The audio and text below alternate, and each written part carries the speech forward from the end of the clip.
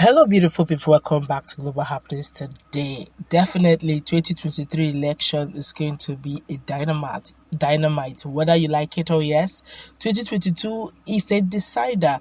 As a lot of people who have been keeping mute are doing underground moves.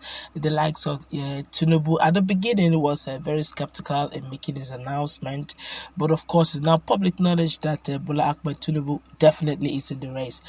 Pius is in the race, and many others who are actually watching in 3D but definitely are going to come into the race. A lot of political gladiators eyeing that 2023 presidency come 2023, but as we speak, there's a lot of things going on at the background. Allegations here, counter allegations here, leaked information here and there, and eventually South seem to be at the middle of the whole saga. Before we go to the news proper to find out exactly what is going on between South and Southeast over this whole issue, like and subscribe to our channel by clicking on the red subscribe button beside it. You see bell notification icon. Please go ahead, click on it to get notified as soon as you update our channel on YouTube. Where the former president, GoodLuck Jonathan, has met with South leaders coordinating his alleged return to the presidency in 2023.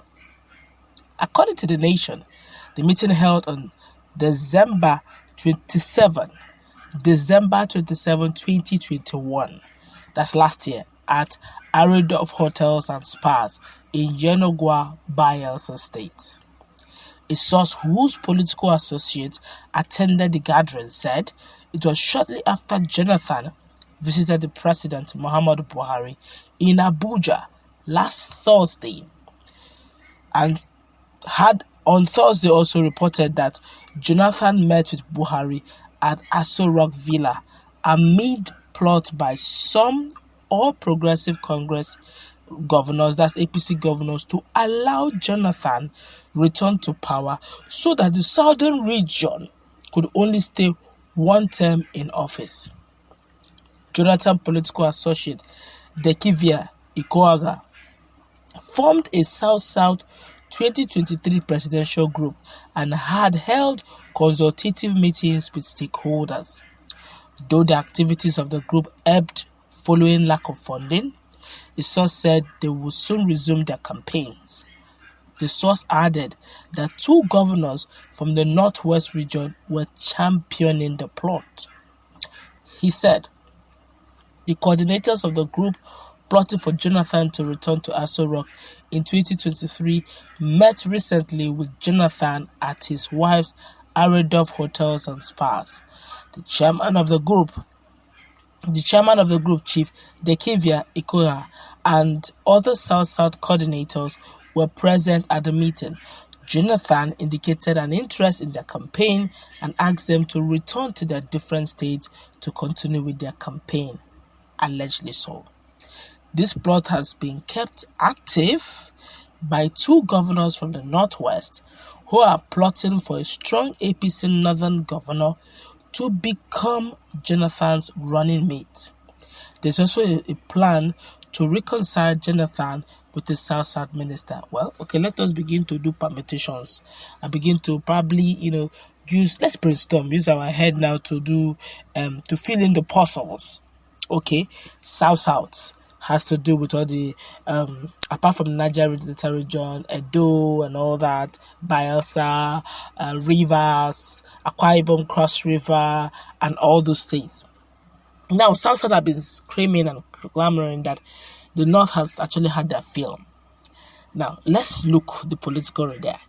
If they give the full support to someone like Bola Ahmed Tinubu, that guy is a gladiator.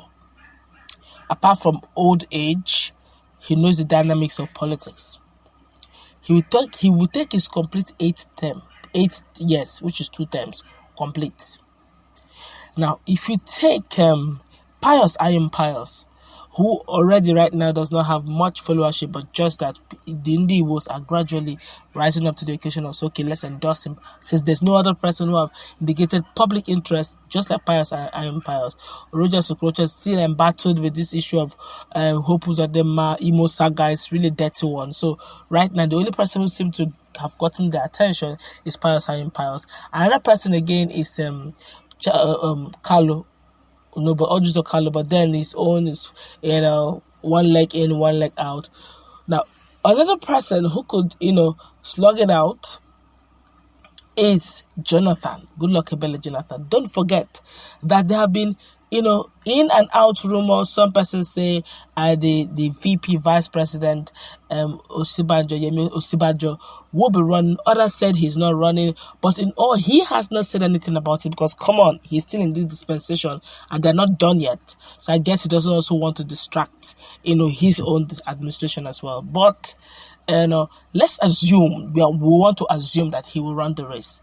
That means another great guy is in the picture. Now you're looking at also GoodLuck Ebele Jonathan. Nigerians will not forget in a hurry how he was peaceful. Now if he comes into the picture, we're looking at one tenure by law. He can only do 2 tenures, which is 8 years. He has already by default done 4. He has already done 4 years, which is 1 tenure. So if he comes in, it's going to just be 1 tenure. And if there's a South minister that's antagonizing him, of course, we all know that it's Rotimi Amechi, who has never hidden his mouth. He never liked Jonathan from the beginning. In fact, he doesn't waste time to tell you how Jonathan has, done a lot of terrible things to the economy and society, insecurity and all that. And this is actually a South Southern as well. Now, with all these closed-door meetings and all that, now, Nigerians would readily dance around Jonathan, having tested his administration.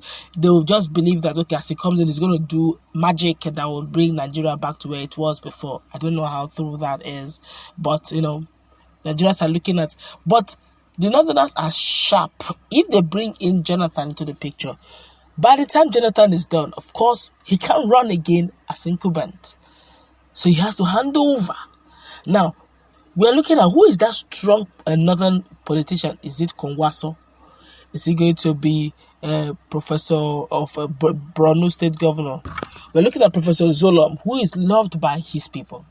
Don't also forget that Northwest generally have not tasted presidency. So they want a situation where, because if he goes back to the south, to the north again, Nigeria may not survive it because already Nigerians are tired. It needs to come back by a unanimous agreement of zoning, even though it's unwritten law.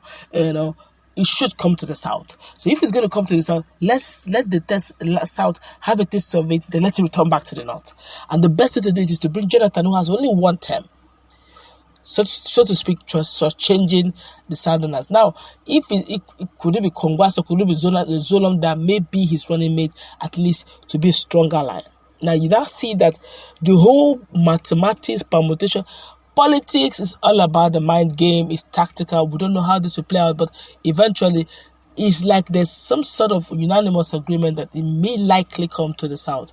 But the question is, who would it be? Would it be GoodLuck Ebele Jonathan? Will it be Bola Ahmed Tinubu? Will it be Pius Ayem? We have not heard yet from the likes of Atiku. But of course, if it's going to be Southside, Atiku is already out of it. But let's meet in that comment section. With this whole equation coming in, things are changing. Let's